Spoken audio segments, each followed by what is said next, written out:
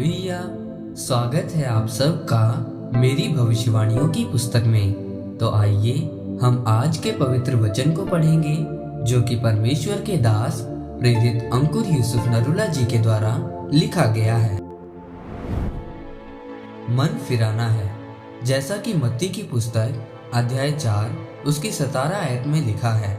उस समय से यीशु ने प्रचार करना और ये कहना आरंभ किया कि मन फिराओ, क्योंकि स्वर्ग का राज्य निकट आया है।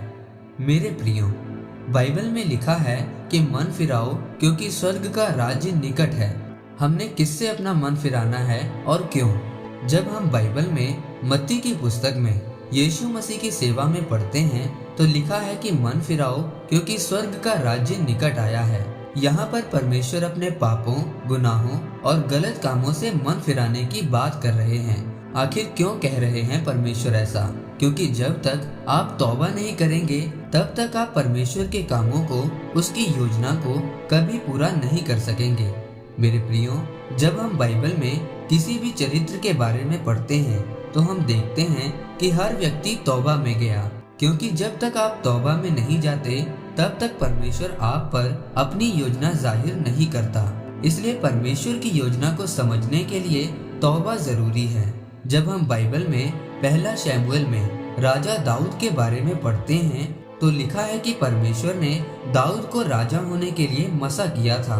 दाऊद परमेश्वर का सच्चा आराधक था, जिसने गोलियत जैसे योद्धा को सिर्फ एक गोफन की सहायता से मार गिराया था, क्योंकि परमेश्वर उसके साथ था।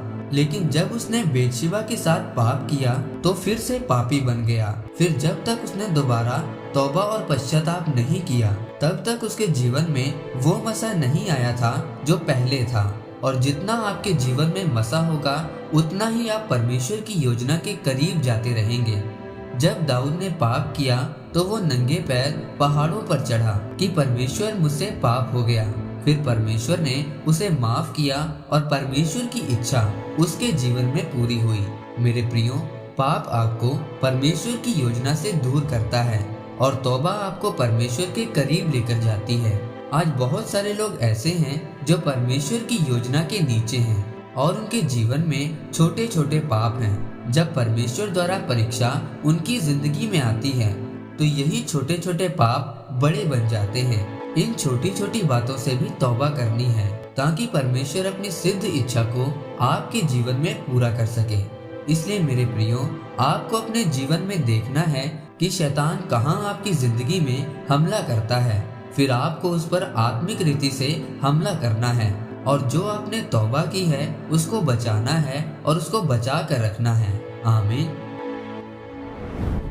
आइए परमेश्वर के दास के द्वारा लिखे गए इस अंगीकार को आप मेरे साथ एक मन होकर करें। सर्वशक्तिमान परमेश्वर, मैं इस वचन के लिए आपका धन्यवाद करता हूँ।